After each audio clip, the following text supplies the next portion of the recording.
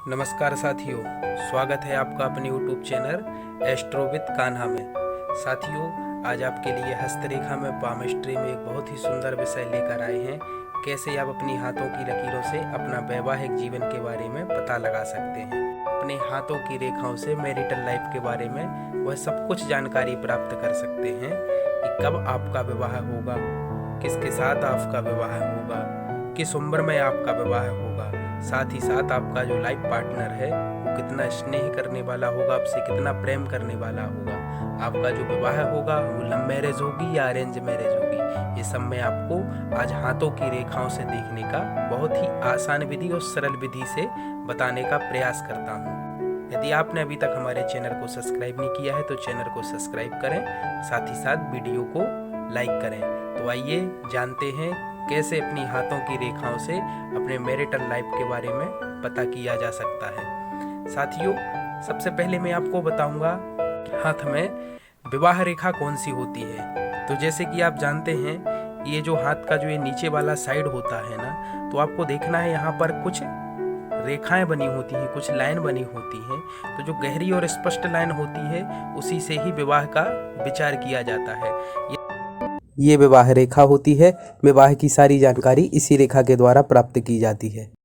तो ये रेखा जितनी गहरी और स्पष्ट होगी, आपका वैवाहिक जीवन उतना ही मधुर और प्रेम से भरा हुआ होगा। अब आपको क्या देखना है कि विवाह किस उम्र में होगा, तो उसके लिए देखना है कि ये जो रेखा रहती है नीचे से मेन रहती है, तो ये इसको बोलते हैं हार्ट लाइन अर्थात हृदय रेखा। हृदय रेखा के जितने पास आपकी ये मैरिज लाइन होगी, विवाह की रेखा होगी, उतनी जल्दी आपके विवाह होने के चांस रहते हैं।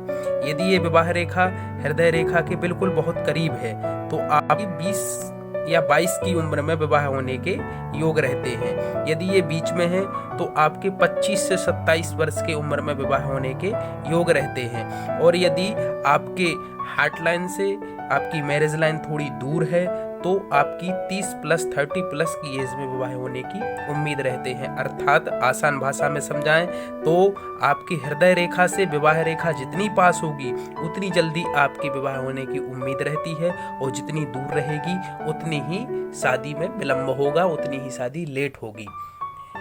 हृदय रेखा यदि गुरु पर्वत तक पहुंचती है, ये हृदय रेखा जो होती है, यदि ये गुरु पर्वत तक जाती है, इस तरफ तक जाती है, ये जो क्षेत्र होता है इसको गुरु पर्वत बोलते हैं। यदि आपकी हार्ट लाइन हृदय रेखा यहाँ तक पहुँचती है, पूरे यहाँ तक पहुँचती है, तो आपको लव मैरिज होने की आपके योग बनते हैं। साथ ही साथ यदि हार्ट लाइन आपकी हृदय रेखा एक यहाँ पर वाई बनाती है, ये वाई बना देती है, एक रेखा सीधी जो नीचे जो मेन रहेगी, मूल लाइन रहेगी, वो सीधी जाएगी गुरु पर्वत पर, और एक ये सीधा क्रॉस बना के सीधे शनि पर्वत पर स्पर्श कर लेती है। तो आपके जीवन में विवाह होने के चांस 90% तक हो जाते हैं कि आपका जो विवाह होगा वो प्रेम विवाह होगा। प्रेम विवाह के लिए क्या होना चाहिए, हृदय रेखा सीधी गुरु पर्वत पर जाती हुई एक क्रॉस शनि पर्वत पर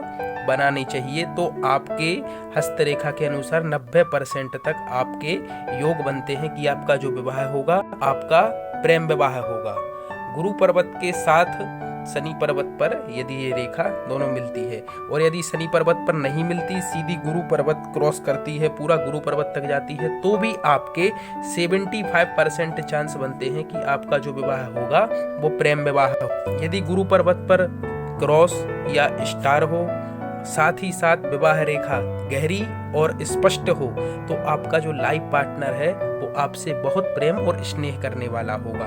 अब देखते हैं कि ये जो गुरु पर्वत है, ये वाला जो क्षेत्र है, ये फर्स्ट फिंगर के नीचे का जो क्षेत्र होता है इसको गुरु पर्वत बोलते हैं। तो इस गुरु पर्वत पर यदि आपके स्टार बनता है, स्टार कैसे बना होना चाहिए, ये स्टार बना होना चाहिए, या तो स्टार बनाना होना चाहिए या क्रॉस होना चाहिए। ये दोनों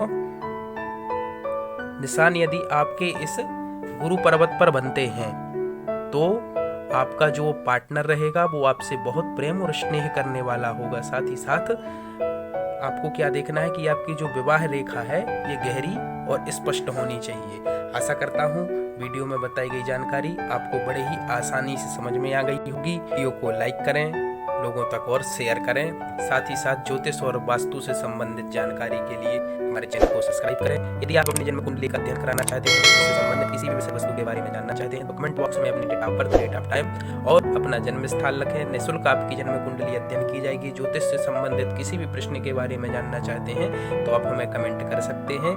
मिलते हैं अगले कार्यक्रम में, तब तक के लिए नमस्कार।